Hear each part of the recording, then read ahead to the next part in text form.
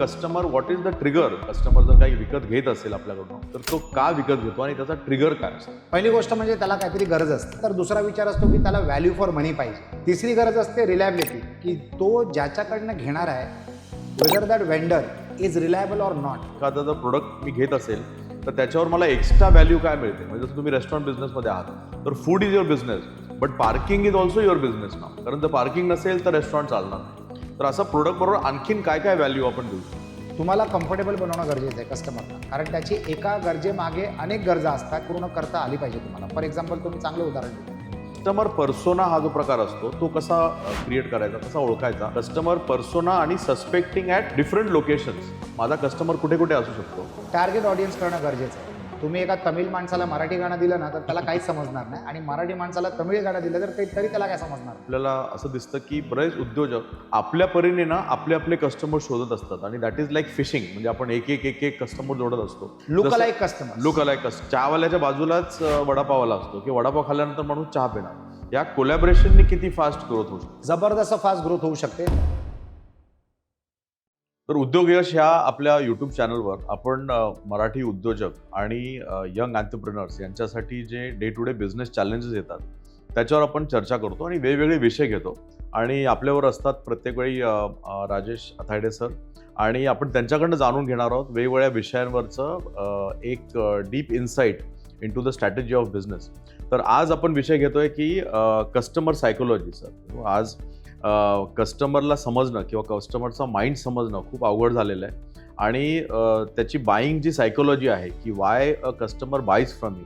तो आपला प्रोडक्ट किंवा सर्व्हिस घेतो तेव्हा काय बघतो एक्झॅक्टली, कशा प्रकारे तो विचार करतो, तो ROI कसा विचार करतो, असे वेगवेगळे विषय त्याच्यामध्ये आपण घेऊ. पण सगळ्यात आधी एक customer what is the trigger that he buys something. म्हणजे एखादा कस्टमर जर काही विकत घेत असेल आपल्याकडून तर तो का विकत घेतो आणि त्याचा ट्रिगर काय असतो. पहिली गोष्ट म्हणजे त्याला काहीतरी गरज असते.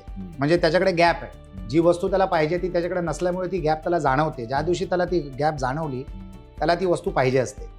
त्याच्यानंतर दुसरा विचार असतो की त्याला व्हॅल्यू फॉर मनी पाहिजे. म्हणजे त्याला 100 रुपयात 150 रुपये 200 रुपयाची वस्तू पाहिजे. तर ही त्याची दुसरी गरज असते. तिसरी गरज असते रिलायबिलिटी, की तो ज्याच्याकडनं घेणार आहे whether that vendor is reliable or not. म्हणजे तो either he will buy a service or he will buy a product or he will buy a product which a service. याच्यातनंच तो काहीतरी घेणार आहे. तर त्याची गरज जाणवल्याबरोबर तो शोधायला लागणार की कोणाकडनं घेतलं पाहिजे. त्या शोधामध्ये तुम्ही ॲज अ ब्रँड किंवा तुम्ही as a product or service त्याच्या या प्रश्नांना किती कम्फर्टेबली पॉझिटिव्ह उत्तरं देतायत त्याच्या मनामध्ये. कारण तो इंट्रोस्पेक्शन स्वतःबरोबर संभाषण करतोय. तर त्याच्यामध्ये तुम्ही कुठे आत येता त्याच्यावर अवलंबून असतं whether he will choose you or somebody else. तर ह्या गोष्टी समजणं गरजेचं आहे. As an entrepreneur you have to keep looking out for people ज्यांची गरज तुमचा प्रोडक्ट आहे किंवा तुमची सर्व्हिस आहे. आणि ज्याला कस्टमरला ज्याची गरज आहे त्याच्या खुणा तुम्हाला दिसायला सुरू होतील की त्याला ह्या गोष्टीची गरज आहे. म्हणून आपण जर पाहिलं तर लोक सीझन वाईज कम्युनिकेशन करतात. दिवाळीच्या वेळेला कम्युनिकेशन वेगळी असते, परीक्षेच्या वेळेला वेगळी असते, पावसाळ्याच्या वेळेला वेगळी असते. जर गरज नसली तर the brand or the businesses ती गरज तुम्हाला पैदा करून देतात किंवा आठवून देतात. तर this is how the psychology works. Every purchase and sale is a game of psychology. आपली मनस्थिती ओळखणं आणि त्या अनुसार सोल्युशन प्रकट करणं किंवा प्रेझेंट करणं किंवा दाखवणं आणि then convert that person into a customer. म्हणजे आज हे एवढं झालंय आणि एवढ्या प्रमाणात झालंय की लोकांच्या एका गॅपला एक प्रोडक्ट लागत असतील ना तरी लोक 4 प्रोडक्ट घेतात. म्हणजे अगोदर मोबाईल नव्हते तर लोक विचार करायचे की मला एक मोबाईल घ्यायचा आहे. मग त्याच्यानंतर लोकांना असं समजलं की मला एका मोबाईलमध्ये 2 नंबर हवेत. मग आता त्याच्या पलीकडे गेलंय. आता एका माणसाकडे किमान 2 मोबाईल यायला लागलेत. तर एक मोबाईलमध्ये चांगले फोटो शूट करतात म्हणून मला तो मोबाईल पाहिजे. दुसऱ्या मोबाईलमध्ये माझा डेटा फास्ट प्रोसेस होतो म्हणून मला तो दुसरा मोबाईल पाहिजे. 2 मोबाईलमध्ये अगोदर 2 नंबर असायचे, आता 2 मोबाईल नंबरमध्ये आता 4 मोबाईल नंबर आलेले आहेत. म्हणजे 4 मोबाईलमध्ये 4 नंबर आलेले आहेत वगैरे वगैरे. तर सेल आणि परचेसचा जमाना झालेला आहे. आणि गॅप नसली तरी लोक शॉपिंग करतात. इट डिपेंड्स ऑन किती प्रमाणात ते प्रमोट केलं जातं प्रोडक्ट. जिथे तुम्हाला अशी जाणीव करवली जाते की बाबा ही गरज तुम्हाला आहे. तर it is nothing but a game of psychology. आता समजा जर एखादा मी प्रोडक्ट घेऊन आलो मी एक 4 व्हीलर गाडी घेतली आणि अचानक 15 दिवसानंतर समजलं अरे मला तर ही गाडी घेतली पाहिजे होती, कारण ह्या गाडीतले जे फीचर आहेत ना ते मी घेतलेल्या गाडीमध्ये नाही आहे. तर what is all this? This is nothing but psychological reframing of your thoughts, की ती गरज तुमची कायमस्वरूपी टिकलीच पाहिजे, की मला ही गरज आहे, ती गरज आहे, ह्या गरज आहेत, त्या गरज आहेत, आणि हे चालूच आहे. This is nothing but psychological market. Great.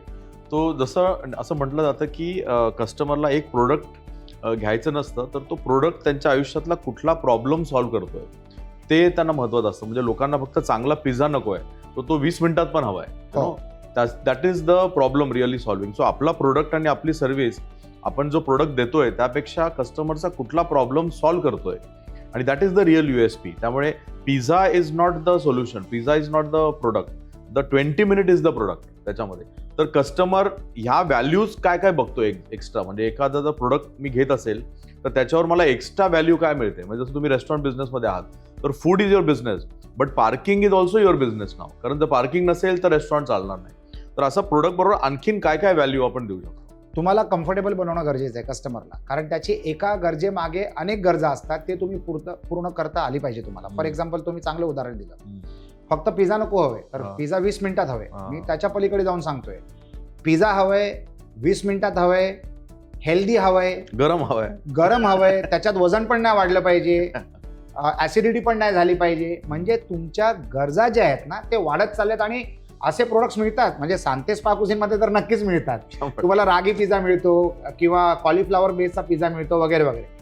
तर एका प्रोडक्टच्या मार्फत तुम्ही काय काय देऊ शकता ते महत्वाचं आहे. फॉर एक्झाम्पल आता आहेत ना, लोक अगोदर बॅटरी विकायचे, ॲडिशनल पॉवर बँक, कारण कुठच्याही मोबाईलमध्ये क्षमता नाही आहे, आपला वापर एवढा वाढलाय की कुठच्याही मोबाईलमध्ये क्षमता नाही आहे की दिवसभर चालेल, म्हणून त्याला बॅटरी यायला लागले. आता बॅटरी तर आले, आता बॅटरीच्या पुढे काय, तर लोकांनी बॅटरीमध्ये मेमरी कार्ड द्यायला सुरू केलंय, बॅटरीमध्ये स्टँड द्यायला सुरू केलंय, बॅटरीमध्ये तुम्ही तुमचा ॲपल वॉच पण चार्ज करू शकता, त्याचं पण कनेक्शन तुम्हाला द्यायला सुरू झालेलं आहे. बॅटरीमध्ये आता ते लोक स्क्रीन पण लावायला सुरू केलेले आहेत, म्हणजे तुम्ही मागे स्क्रीन जर लावला तर तुम्हाला उलटा मोबाईल ठेवला तरी समजेल की काय, कोणाचा मोबाईल येतोय, कोणाचा मेसेज येतोय, त्याच्यामध्ये स्क्रीन पण यायला सुरू झालेलं आहे. म्हणजे more than one service in one product, maximum utilisation of available resources. तुम्ही कमीत कमी किमतीमध्ये जास्तीत जास्ती काय सुविधा देऊ शकता याची रेस लागलेली आहे. It is a race. आज माझा मोबाईल फक्त मोबाईल नाही आहे, आज माझा मोबाईल आहे, पेमेंट गेटवे आहे, इंटरनेट बघण्याचे साधन आहे, कॉन्टेंट बघण्याचं साधन आहे, टॉर्च आहे, कॅमेरा आहे. म्हणजे तुम्ही विचार करा, सेफ्टी टूल आहे, कारण त्याच्यामध्ये फाइंड माय लोकेशन माझ्या परिवाराला जर माहीत असलं तर मी नेमका कुठे आहे ते त्यांना समजतं, मलाही समजतं की ते कुठे आहेत. म्हणजे it is a sense of security also. तुम्ही ट्रेस करू शकता, ट्रॅक करू शकता वगैरे वगैरे. एका प्रोडक्टमध्ये तुम्ही मॅक्सिमम काय देऊ शकता आणि किती व्हॅल्यू ॲड करू शकता त्याचं महत्त्व झालेलं आहे. आणि त्याच्यामध्ये कस्टमरला जास्ती पैसे द्यावे लागतात, ज्याची त्याला हरकत नाही आहे, आणि विकणाऱ्याला जास्ती प्रॉफिट मिळू शकतं, कारण 1+ जास्ती व्हॅल्यू ॲडेड सर्व्हिसेस जर द्यायला सुरू झालंय लोकांनी तर त्याचं प्रीमियम ते चार्ज करतात आणि लोक ते प्रीमियम देतात. आता याच्यामध्ये रेस असते, पहिलं कोण, म्हणजे सगळ्यात अगोदर कोण नेणार, आणि तो जिंकतो, कारण त्याला मार्केट शेअर मोठा मिळतो. By the time he gets copied, त्यांनी दुसरं काहीतरी सुरू केलेलं असतं. First more advantage. आता तर मोबाईल फोन असे येणार आहेत which are going to act like power chargers also. म्हणजे तुमच्याकडे 2 मोबाईल आहेत ना, तर एका मोबाईलची बॅटरी ते लोक असे बनवत आहेत की it can become a power charger to your main mobile. म्हणजे हा मोबाईल पण झाला, त्याच्यामध्ये 2 सिम कार्ड पण आले, आणि आता it is a power bank also, plus तो एक टॉर्च पण आहे, प्लस तो एक प्रोजेक्टर पण आहे. व्हॅल्यू फॉर मनी. आणि it is all intellectual integration of facilities, ज्याच्यामध्ये एका प्रोडक्टच्या मार्फत तुम्हाला अनेक सुविधा मिळतात. रेडिओ तर झालाच होता मोबाईल कधीचा, आता लाऊडस्पीकर पण होईल, म्हणजे तुम्ही त्याच्यात बोला आणि त्या जोराने आवाज येईल, ते पण कोणतरी करेल. किंवा पॉवर बँकला लाऊड स्पीकर बनवणार, त्याला माईक पण देणार. तर you don't know how innovation is happening. दुसरी गोष्ट, इन्व्हेन्शन नाही राहिलंय, आता it is all about innovation. आणि इनोव्हेशन किती करावं लागतं? 3 ते 5% तुम्ही एका प्रोडक्टमध्ये बदल आणलात ना, तर एक नवीन मार्केट आणि एक नवीन कॅटेगरी तयार होते. तर it is all how you think differently आणि how fast and how well you understand customer psychology. Correct. तर तुम्ही म्हणालात की तुमच्याकडे रागी डोसा वगैरे, रागी पिझ्झा मिळतो, so it's only innovation. Already pizza is there. So you to only innovate 3 to 5%. त्याच्यावर आम्ही चीज नाही घालत, त्याच्यामध्ये आम्ही कॅज्यू चीज घालतो, म्हणजे ते पण पाप करत नाही. तर people are become weight conscious, health conscious, तुम्हाला लेथार्जिक फील नाही व्हायचंय, then you have to create food which is scientifically correct to the body. असं आहे. तर that is the niche that we covered through Santej spa cuisine. आता तुम्ही चांगलं जेवताय, पण फक्त चांगलं जेवून चालत नाही, तर तुम्हाला जिम जाणं गरजेचं आहे. तर जर तुम्ही जिमला जात असाल तर you have to wear the right attire. म्हणजे तुम्ही बटनवाले आणि बेल्टवाले कपडे घालून घेतला तर तुम्हाला फ्लेक्सिबिलिटी नाही मिळणार. तर त्याच्यासाठी we started a gymwear brand called bod active. तर forward integration, backward integration, customer psychology, या सगळ्या गोष्टींचा जर तुम्ही समावेश केला तर you can become a different entrepreneur altogether. You need to be a champion of forward integration आणि बॅकवर्ड इंटिग्रेशन. कस्टमर तोच असतो. There are 3 ways of growing business. नवीन कस्टमर जोडत जायचं, हे सगळ्यांना माहिती आहे, तुम्हाला माहिती आहे, मला माहिती आहे, एका शाळेत जाणाऱ्या मुलाला पण माहिती आहे. पण तो झाला formula number 1. Formula number 2, give more product and services to your existing customer. हा झाला फॉर्म्युला नंबर 2. पण सगळ्यात चांगला इज फॉर्म्युला नंबर 3. तुम्ही नवीन कस्टमरही जोडा आणि तुम्ही कस्टमरना प्रोडक्ट आणि सर्व्हिसेसही जोडा, दोन्ही करा. That is the best formula. त्याच्यामुळे तुमची कंपनीची ग्रोथ वाढते, रेव्हेन्यू वाढतं, रीच वाढते, आणि हे सगळं वाढल्यामुळे तुमचं व्हॅल्युएशन वाढतं. ग्रेट. तर this is all after understanding customer psychology. Great. So customer सायकोलॉजीमध्ये आणखीन एक विषय असतो, अंडरस्टँडिंग क्लायंट पर्सोना. म्हणजे आपल्याकडे ना आपल्याला आपल्या प्रोडक्टला आणि सर्व्हिसला कनेक्ट होतील असे कस्टमर्स कसे येतील, किंवा आपल्याकडे जर चुकीचे लोक आले, जेव्हा लोक म्हणतात की your product is very expensive, तर तेव्हा आपण म्हणतो की the customer is only wrong, because त्या प्रोडक्टसाठी योग्य कस्टमर आहे मार्केटमध्ये, पण आपलं ब्रँडिंग किंवा आपलं PR असं झालेलं आहे की चुकीचे कस्टमर येत आहेत. म्हणजे you can't go to a luxury brand and expect a discounted product. तर कस्टमर पर्सोना हा जो प्रकार असतो तो कसा क्रिएट करायचा, कसा ओळखायचा, आणि आपला कस्टमर पर्सोना जर आपल्याला कळाला कस्टमरचा, तर तो आणखीन कुठे कुठे आहे, त्याला सस्पेक्ट कुठे करू शकतो, that I think we should be able to understand. तर कस्टमर पर्सोना आणि सस्पेक्टिंग ॲट डिफरंट लोकेशन्स, माझा कस्टमर कुठे कुठे असू शकतो, हे कसं शोधणार?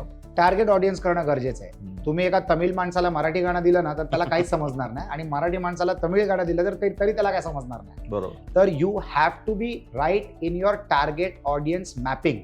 आणि हे करणं एवढं सोपं झालंय, कारण आता तुमच्याकडे सगळे यंत्रणा आहेत. आता तुम्ही मायक्रो टार्गेट करू शकता, की समजा आता मला मुंबई नाशिक हायवेवर मी द व्हाईट विला शहापूर आणि the white villa Kasara develop केले. आता एका काळामध्ये असं असायचं की मला जर समजा मी न्यूजपेपरमध्ये जाहिरात दिली, तर ज्या लोकांना ती दिशा योग्य नाही आहे ते पण पाहतायत, आणि ज्यांना ती दिशा योग्य आहे ते पण पाहतायत, पण माझ्यासाठी ती ॲडव्हर्टायझिंग महाग होती. आज मला जर विल्लास नवीन प्रोजेक्ट लॉन्च करून विकायचे असतील मुंबई नाशिक हायवेवर, जो सगळ्यात जास्ती प्रगतशील मार्ग आहे आज, कारण तिथेच सगळी डेव्हलपमेंट चाललेली आहे. मुंबई पुणे फुल डेव्हलप झालेलं आहे, मुंबई गुजरात हायवे फुल डेव्हलप झालाय, मुंबई नाशिक जबरदस्त डेव्हलप होतोय बिकॉज ऑफ समृद्धी महामार्ग, आणि नाशिक आणि मुंबईचा मार्ग पण आता ब्रॉड होत चाललाय, जुना रस्ता. तर आता मी कसं करणार, तर आता टेक्नॉलॉजीच्या मदतीने आणि सोशल मीडियाच्या मदतीने जी लोक गाडीचे मालक आहेत आणि त्या दिशेला प्रवास करतात, अशा लोकांना मी सोशल मीडियावर गाठू शकतो, आणि माझी जाहिरात फक्त त्याच लोकांना दाखवू शकतो जे त्या रस्त्यावर नेहमी प्रवास करतात आणि ज्यांच्या स्वतःच्या 4 व्हीलर गाड्या आहेतच. तर अशा सगळ्या टेक्निक्स अवेलेबल झालेल्या आहेत. प्रोग्रामॅटिक ॲड आता एक नवीन कॉन्सेप्ट सुरू झालेली आहे. प्रोग्रामॅटिक ॲडच्या मार्फत मी एक्झॅक्टली माझं टार्गेट ऑडियन्स काय आहे हे डिफाईन करू शकतो, आणि ते डिफाईन केल्यानंतर माझी जाहिरात फक्त त्याच लोकांना दिसणार. तर द इफेक्टिव्हनेस आणि the productivity of my spend improves. म्हणजे समजा मी ₹1,00,000 खर्च केले आणि महत्त्वाचे 100 लोकांनी त्याला पाहिलं, तर आज असे यंत्रणा आहेत थ्रू प्रोग्रामॅटिक कॅम्पेन की ₹1,00,000 खर्च करून मी 1,00,000 लोकांना दिसू शकतो जे माझे टार्गेट ऑडियन्स आहेत. आता 100 मध्ये 5 कन्वर्ट होतील, पण 1,00,000 500 कन्वर्ट होतील. स्पेंड मी तेवढंच केलं, अगोदर 1,00,000 करायचो, आज 1,00,000 करतोय. परंतु जर मी चांगले रिसोर्सेस निवडले आणि जर मला चांगले निर्णय घेता आले की कोणाकडनं करून घ्यायचंय, मला प्रोग्रामॅटिक ॲड करायचंय, मला माझ्या टार्गेट ऑडियन्सचं व्यवस्थित डिफाईन करायचंय, तर माझं सक्सेसचं रेशिओ इम्प्रूव्ह होतं, ते वाढतं. तर it is all about strategic planning, आणि psychology of a customer is to be understood really well. मी जर एंटरप्रेन्योर असलो तर ती गोष्ट फक्त मला समजली नाही पाहिजे, तर माझ्या टीम बरोबर चर्चा विमर्श करून मला हा शोध लावला पाहिजे that who is the right fit for my business as a customer. आणि ह्या गोष्टी फार गरजेच्या असतात. अनेक वेळेला लोकांना हे पण समजत नाही आहे की माझे जे वेंडर आहेत ना त्यांचे माझ्यासारखे कस्टमर आहेत, म्हणजे त्यांच्या कस्टमरचे कस्टमर सुद्धा माझे कस्टमर बनू शकतात. तर मी त्यांच्याकडनं देखील शिकू शकतो की इतर लोक काय करत आहेत आणि मग त्या हिशोबाने मी माझी स्ट्रॅटेजी देखील बनवू शकतो. पण creating that niche and communicating only to your target audience will improve the productivity of your spend, ज्याला आपण म्हणतो return on ad spend, ROAS. रोआसचा अर्थ काय? तुम्ही जेवढ्या टार्गेट ऑडियन्सला टार्गेट करू शकता तेवढे चांगले रिटर्न्स तुमच्या स्पेंडवर येतील. A very good ROAS is 4x. म्हणजे मी 1 लाख रुपये खर्च केला आणि मला 4 लाख रुपये रिटर्न आले सेल्सच्या मार्फत, तर माझा रोआस झाला 4x. पण जर मी टार्गेट ऑडियन्स व्यवस्थित फाईन ट्यून केली, प्रोग्रामॅटिक ॲडच्या मार्फत काम केलं, तर माझ्या लाख रुपयाच्या समोर 15 ते 20 लाख रुपयाचं सुद्धा रेव्हेन्यू येऊ शकतं. तर माझा स्पेंड तर तेवढाच झाला लाख रुपये, पण now I have got a better strategy. आणि त्याच्या व्यतिरिक्त मला माझ्या कस्टमरचे सायकोलॉजिकल नीड जर व्यवस्थित क्लिअर आले तर माझं कॉन्टेंट क्रिएशन जे आहे ना ते देखील एकदम शार्प होऊ शकतं त्या लोकांना इन्स्ट्रक्ट करण्यासाठी, गाईड करण्यासाठी किंवा डायरेक्ट करण्यासाठी. कॉन्टेंट टू कॉमर्स ही आता नवीन दुनिया झाली आहे. लोक ॲड बघून आता आकर्षित होत नाही, तर तुम्ही कुठच्या तरी कॉन्टेंटच्या मार्फत त्यांना काय निरोप पोचवतायत ते देखील महत्त्वाचं झालंय. आता डायरेक्ट ॲडव्हर्टायझिंग कमी होणार आहे, इनडायरेक्ट कम्युनिकेशन फार वाढणार आहे. तर you really need to get very creative even in the content creation. तर कॉन्टेंट टू कॉमर्स ही आता नवीन दुनिया सुरू होणार आहे. क्या बात आहे.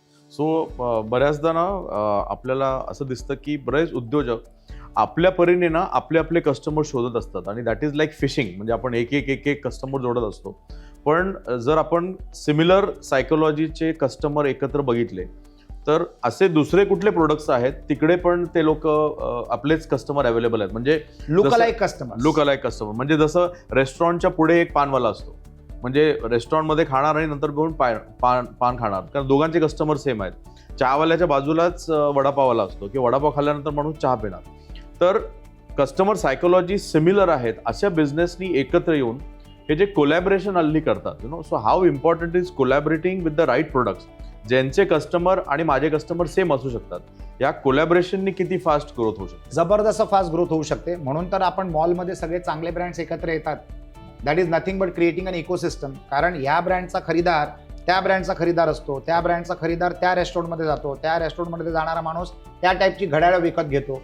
म्हणून मॉलमध्ये जर तुम्ही पाहिलं किंवा फूड कोर्टमध्ये तुम्ही जर पाहिलं तर they are building an ecosystem. म्हणजे फुटफॉल तुम्ही जे क्रिएट करता ना त्या फुटफॉलला तुमचे स्वतःच्या पैशाचे खर्च होत नाही. म्हणजे you are one of the part of the spend mechanism to create footfalls, to create advertising, to bring the audiences to the place.